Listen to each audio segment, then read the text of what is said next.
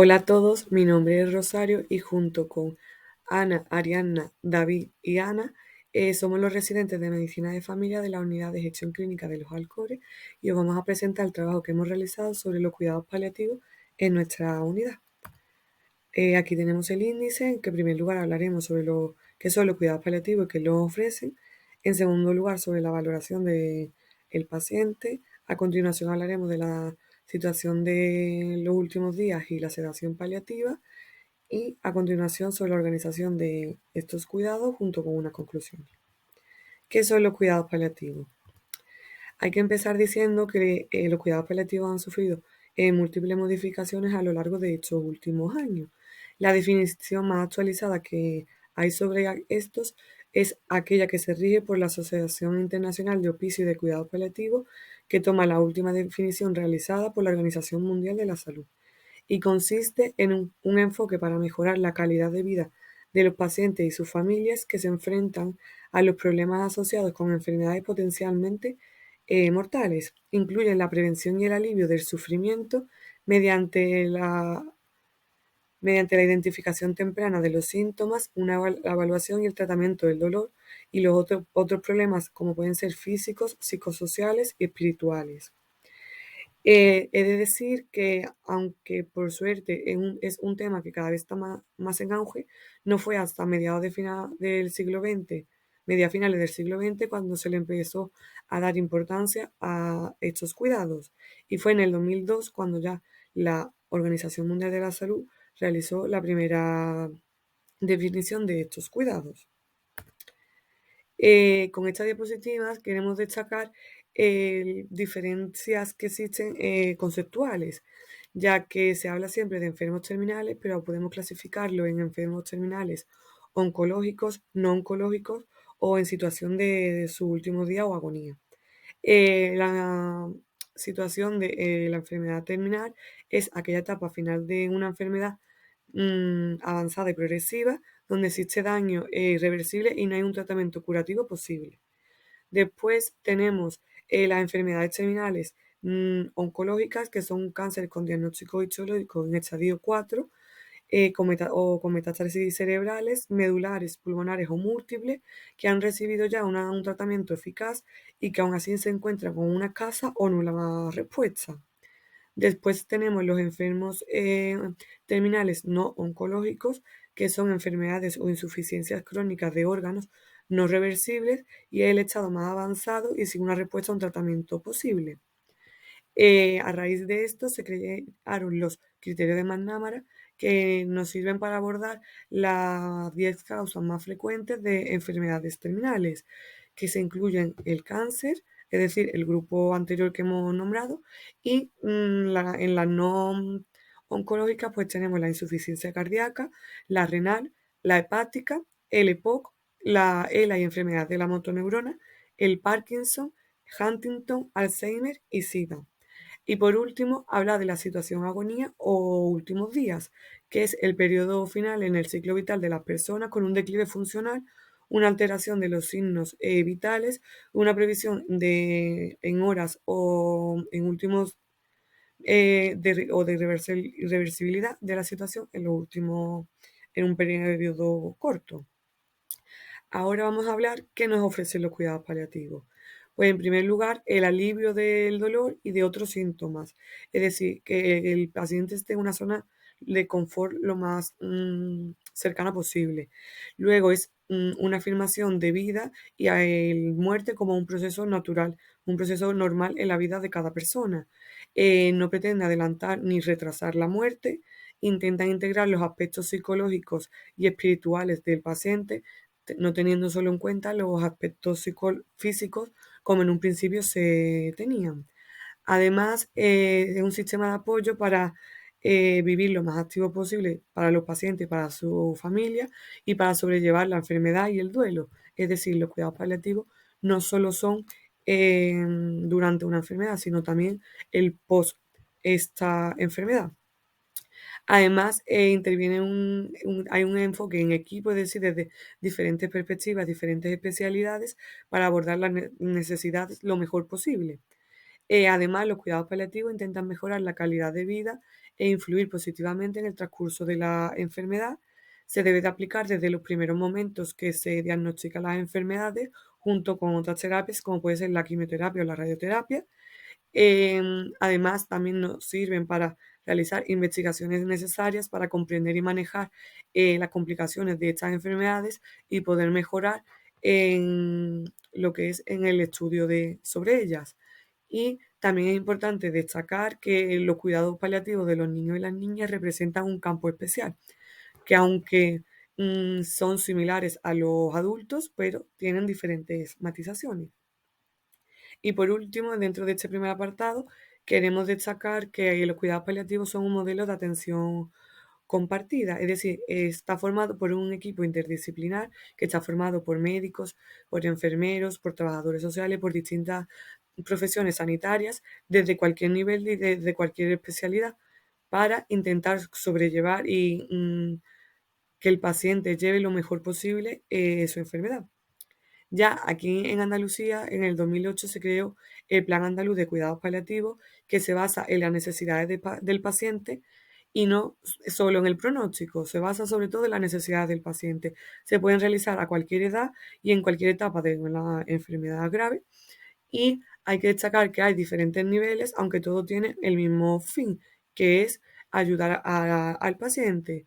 Podemos decir que el primer nivel, que no por ello el menos importante, sino quizás bastante importante, es la atención primaria, ya que al final los profesionales de primaria somos los que mm, acompañamos a los pacientes hasta sus últimos días, y a los pacientes y a los familiares. Y después hay diferentes niveles, como ya también está a nivel hospitalario, y también diferentes situaciones de complejidad, como aquellos casos en que los pacientes necesitan un equipo de soporte domiciliario. Y, por ejemplo, también existe una coordinación con los equipos de urgencia y emergencia, ya que mm, tenemos que acompañar al paciente no solo en el horario del centro de salud, por así decirlo, sino si el paciente tiene una crisis de necesidades o unas necesidades en un momento en el que su médico de atención primaria no puede acudir a valorarlo o ayudarle, pues tenemos al equipo de urgencia y emergencia que también están para ayudarlos. Para la atención al paciente en ciudad paliativa contamos con los recursos convencionales de atención primaria y atención hospitalaria, así como los recursos de los equipos de cuidados paliativos y atención urgente, como el DECU en nuestra unidad de gestión clínica. Actualmente los recursos disponibles se proveen desde el Sistema Andaluz de Salud y otras instituciones establecidas mediante convenios. En nuestro distrito, el Hospital de Valme cuenta con una unidad clínica de medicina interna que cuenta con algunas camas para los pacientes tributarios de cuidados paliativos en nuestra cartera de servicios y se contabiliza como unidad de cuidados paliativos.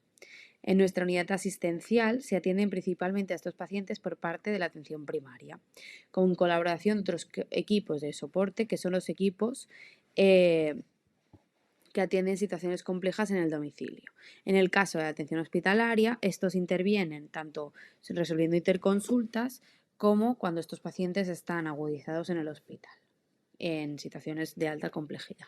El lugar idóneo, pero el lugar idóneo para atender a estos pacientes en situación avanzada y compleja depende de diversas situaciones, tanto de la sintomatología, del nivel de sufrimiento, el apoyo existente, las preferencias del paciente y de la familia.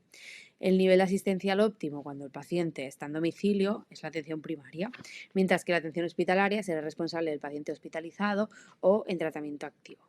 Cuando el paciente está ubicado en domicilio, corresponderá, por tanto, a la atención primaria la prestación de estos cuidados paliativos básicos. Deberán, en todo momento, prestar esta atención tanto al paciente como a los familiares o a los cuidadores y al centro de salud de recetas, soporte administrativo, realización de pruebas, etc. Entonces, el equipo de medicina y de enfermería familiar es el referente sanitario y se encarga, por tanto, de la recepción del paciente.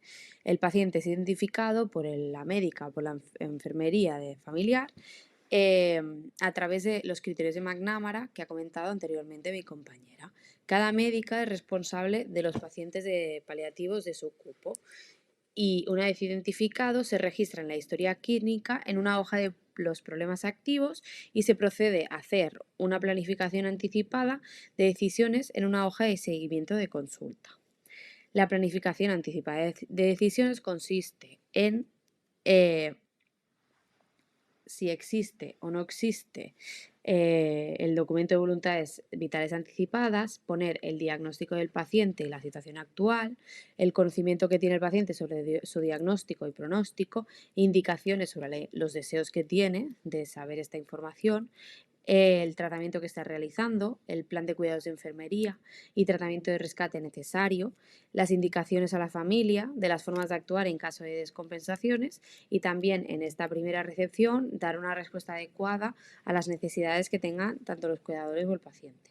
Posteriormente se programan unas visitas de seguimiento cada 15 días, 7 días, individualizando en cada caso.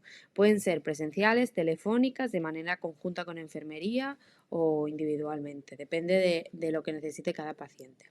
En la historia clínica existe una hoja de seguimiento de cuidados paliativos incluida en documentos asociados en la que figuran los datos más importantes de la situación clínica y el tratamiento de los pacientes. Se recomienda a la familia que aporte este documento cada vez que tanto el DECO, el 061 o una unidad se desplaza a su domicilio, para que tengan en cuenta esta información tan relevante.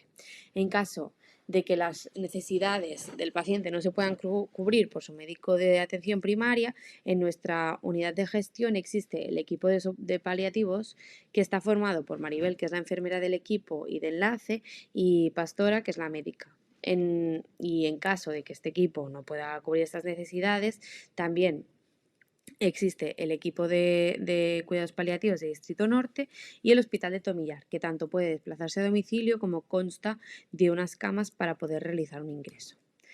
Un paciente integrado en un programa de cuidados paliativos a domicilio puede sufrir también un episodio de agudización de cualquiera de sus síntomas o agravamiento previo al desenlace esperado. En estos casos se tiene que asegurar una continuidad asistencial de estos pacientes ante emergencias. Si en el transcurso de esto pasa a una situación terminal, el equipo de atención primaria lo tiene que comunicar y lo tiene que incluir al protocolo de atención a enfermos terminales. Entonces, también comentar el papel del DECU, que como es lógico tiene que existir una comunicación estrecha con el DECU para que conozcan la situación clínica de estos pacientes incluidos en los cuidados paliativos. Es importante que cada viernes o cuando sea necesario se informe de la situación de estos pacientes, que se prevean las necesidades que necesitan y dar a los familiares el número de teléfono para poder contactar vía telefónica si tienen dudas, ¿vale? Y que consulten el documento de seguimiento de los cuidados paliativos y que los pacientes lo tengan. Este es la hoja de seguimiento que os comentaba anteriormente, la planificación anticipada de decisiones que se hace en la primera visita en la recepción de los pacientes, donde vamos a registrar si tiene o no tiene hecha voluntades vitales anticipadas, el diagnóstico del paciente, y la situación actual, el conocimiento del paciente sobre su situación clínica y los deseos que tiene de saberlo o no saberlo, el tratamiento que está haciendo, el plan de cuidados de enfermería, las indicaciones a la familia si descompensación y luego la respuesta que hemos podido dar. Con el primer contacto intentaremos uniformizar de forma objetiva el estado del paciente, pasando diferentes escalas para hacer una valoración física y psicoemocional. En cuanto a la valoración física, existen multitud de escalas. Algunas de las más empleadas son la escala de Karnofsky, que sirve para medir la capacidad de los pacientes con cáncer de realizar tareas rutinarias, el índice de Bartel, que mide la capacidad de cada individuo para la realización de las actividades básicas de la vida diaria, y la escala de Lawton y Brody, que mide la capacidad de cada persona para la realización de actividades instrumentales de la vida diaria. Por otro lado, el trabajador sanitario es el profesional referente para la identificación de las necesidades sociales de la familia y la valoración del contexto sociofamiliar, estableciendo el grado de complejidad y de prioridad de cada caso para dar respuesta a las necesidades y demandas y así asignar el recurso más adecuado. Entre este tipo de escalas de valoración psicoemocional destacamos el test Mini-Mental, que sirve para evaluar la sospecha de síntomas compatibles con el deterioro cognitivo o la demencia, la escala de depresión de Hamilton, que sirve como valoración de la sintomatología de depresión mayor y evaluar la respuesta al tratamiento, y el test de sobrecarga del cuidador de Zarit. En cuidados paliativos, el objetivo básico de atención incluye tanto al paciente como a su familia. Al evaluar el comportamiento familiar, debemos recordar que no existe un estilo de afrontamiento bueno o malo para las familias que están viviendo en el contexto de la incertidumbre de la enfermedad avanzada. Se intenta, de forma anticipada, identificar las fortalezas y las limitaciones que presentan con el fin de estimular la capacidad de transitar este momento con el menor nivel de sufrimiento posible y reducir los riesgos de complicaciones asociados.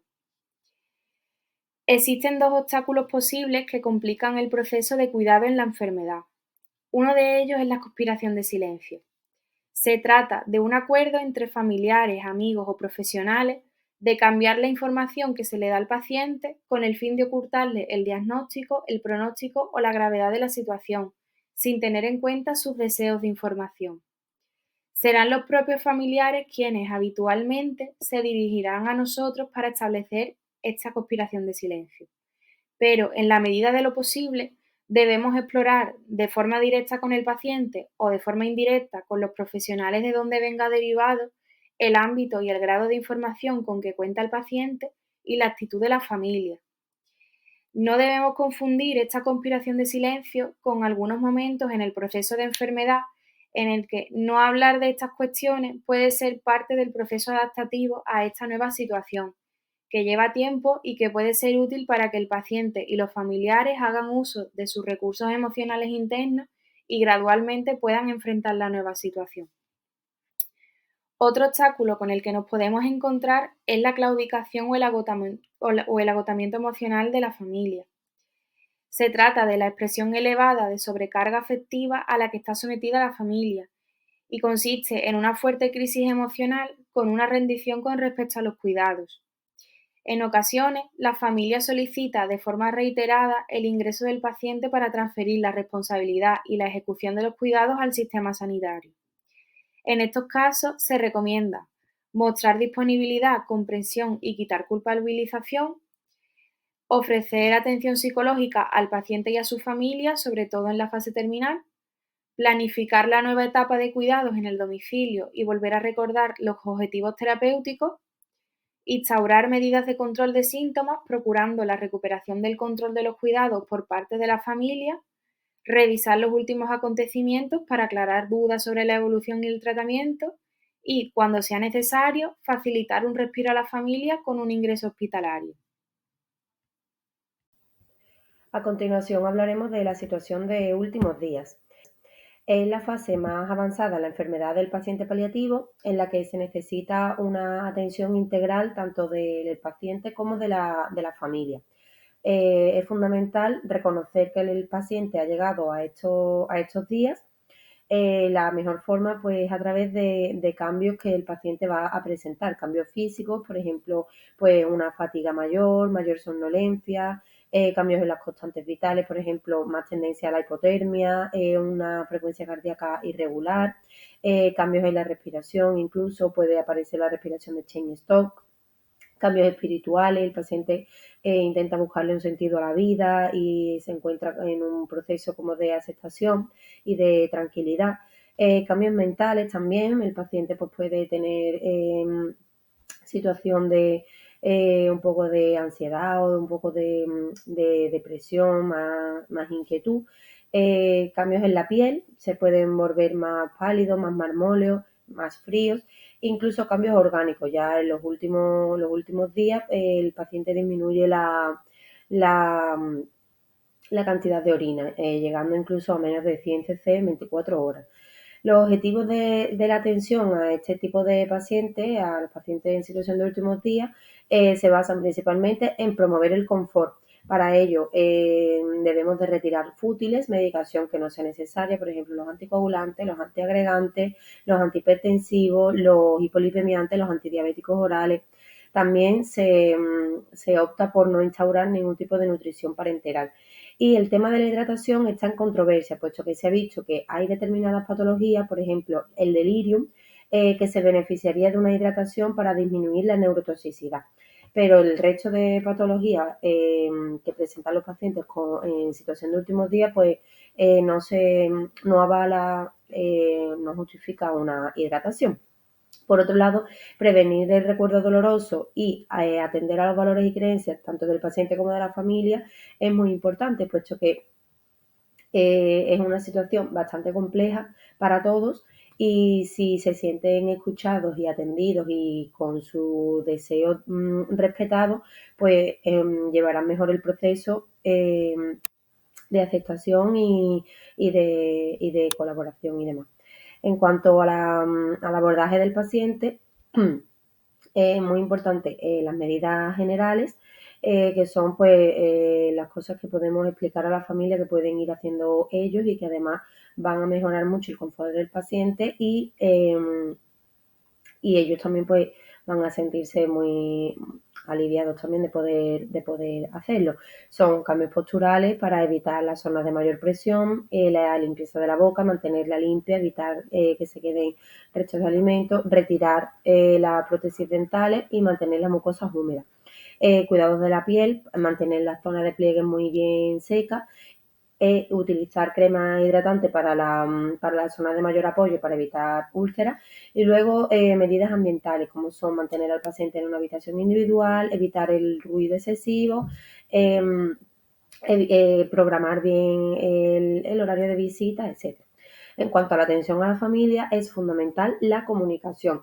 Para una buena comunicación es primordial que el equipo sanitario tenga un buen conocimiento de la situación en la que se encuentra el paciente, es decir, la enfermedad que presenta, el pronóstico que tiene, los síntomas que presenta y que puede presentar, para una vez conocido esto, que se lo pueda transmitir a la familia con un lenguaje que ellos entiendan y dándole a ellos la oportunidad de participar de forma activa, es decir, de que ellos puedan preguntar las dudas que tienen o expresar miedos o expresar algún deseo tanto personal de la familia como si el paciente lo manifestase y ofrecer apoyo emocional y recursos.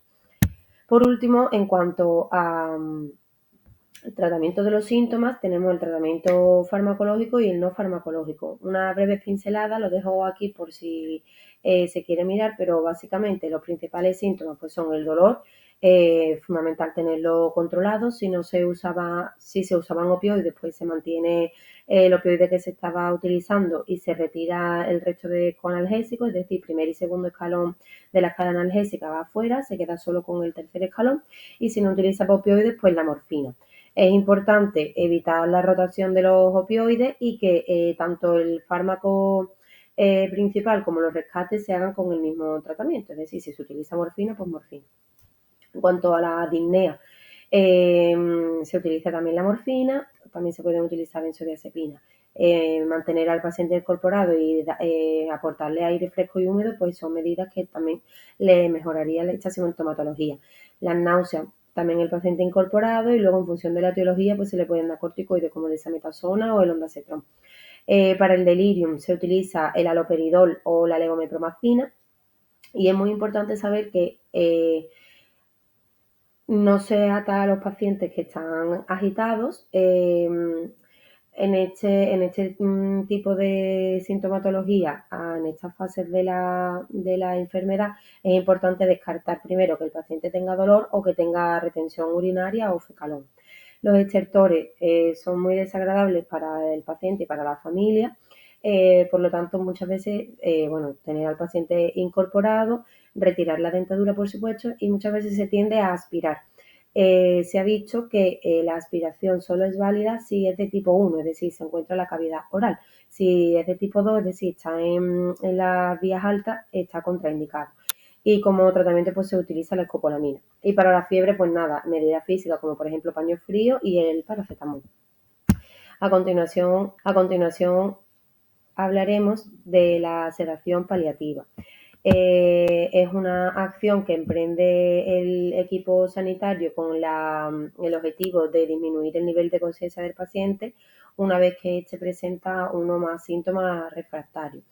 Es el único objetivo es el confort del paciente en los últimos días de vida, incluso últimas horas, y nunca se pretende acelerar el proceso de muerte. Es importante que esto se lo expliquemos a la familia porque a veces hay una controversia instaurada por el boca a boca, que parece como que cuando se damos al paciente pues muere antes, y es importante explicar que no, que lo que pretendemos es darle confort al paciente en las últimas horas de vida.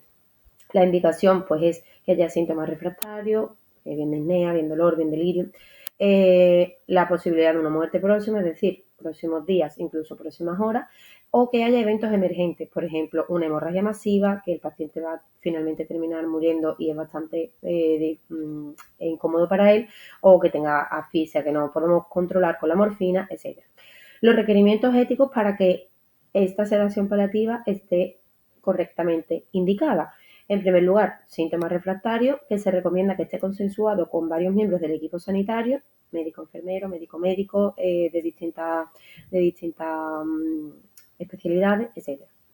Una intención de disminuir el nivel de conciencia, es decir, no vale que yo sede al paciente y disminuya su nivel de conciencia con idea de que pasen 3 días para luego retirarle la sedación porque a ver si así probamos y se le ha quitado el síntoma concreto que tuviese. No, la idea es sedarlo para mantenerlo en sedación hasta que el paciente finalmente pues termine falleciendo. Y fundamental, el consentimiento informado.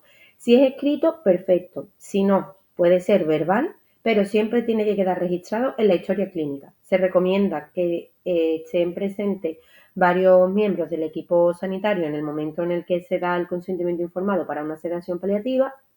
Y es importante saber que la decisión final es del sanitario, es decir, si el paciente no puede manifestar su deseo de sedación paliativa, algún miembro de la familia que pensemos que se le ha delegado esta capacidad puede decidirlo por él.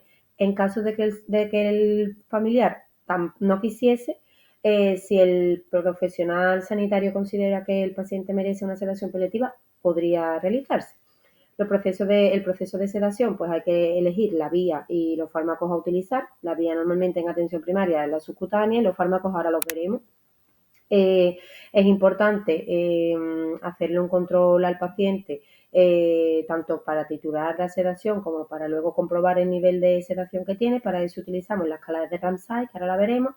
Y también es importante, como dije antes con los fármacos, no utilizar más de un fármaco entre la sedación y los rescates, es decir, utilizar el mismo para que sea más fácil luego el control. La escala de Ramsay básicamente tiene una lista de números que te mide el nivel de conciencia y alerta del paciente, desde 1, que el paciente está despierto y muy alerta, hasta el 6, que el paciente está completamente dormido sin respuesta a ningún tipo de estímulo.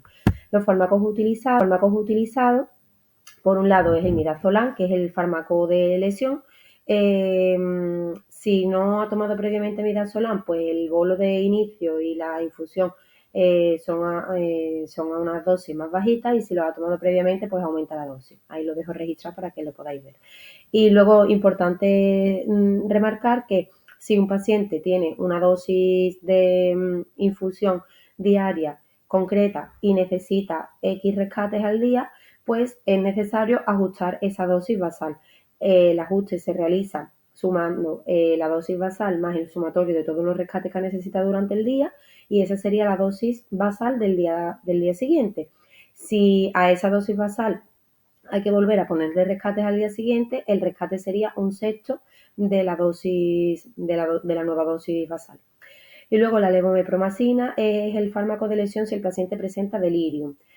Es importante marcar que si el paciente estaba tratado con midazolam y tiene delirium, pues está indicado disminuir el midazolam un 50% e iniciar la levomepromacina. Y por último, la elección de la vía subcutánea, pues tenemos la punción en tejido subcutáneo en cara medial o cara lateral del brazo como principal localización. También se puede hacer en el tórax, a nivel de subclavicular. Es importante pues rasurar y desinfectar la zona, la aguja con el bisel hacia arriba a 45 grados de la piel, comprobar que no refluya ningún retorno venoso y fijar la aguja bien. Los cuidados, pues simplemente observar que no haya ninguna complicación como hematomas, como infecciones o que se pierda el catéter, anotar la fecha de colocación y luego si se prevé que va a estar más tiempo, pues tenerlo controlado de 3 a 7 días para ver si hay que hacer recambio. Vamos a continuar con la organización en cuidados paliativos. ¿Qué problemas detectamos en el paciente en cuidados paliativos? Pues se estima que el 50% de la población va a necesitar cuidados paliativos al final de su vida. De este porcentaje, según cifras de la OMS, tan solo un 15% de las personas que necesitan asistencia paliativa la acaban recibiendo. Para que nos haga una idea, se estima que en nuestro país 80.000 personas mueren cada año sin recibir cuidados paliativos.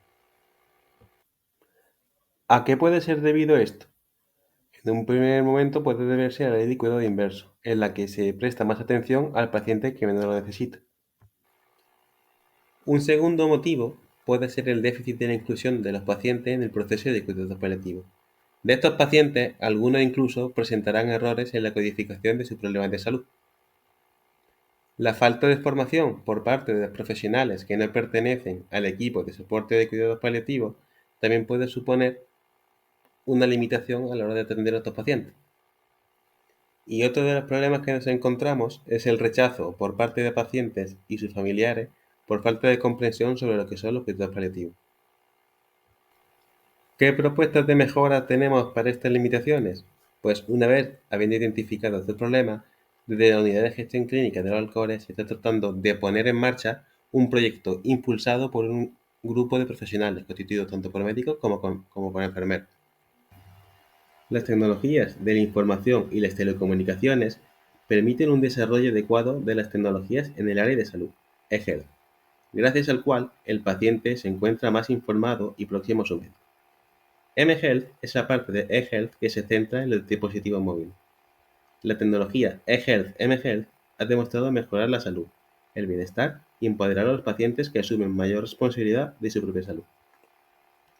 En el caso de los cuidados paliativos, el establecimiento de un sistema de comunicación bidireccional basado en telesalud y la implantación de un circuito de atención a estas necesidades puede mejorar la accesibilidad, favorecer el acompañamiento, facilitar la empatía con la familia que sufre y mejorar la calidad de vida y muerte de las personas en cuidados paliativos. ¿Qué solución se propone a estas limitaciones? Con una videollamada realizada por el paciente o por la familia puede quedar cubierta la necesidad de atención del paciente.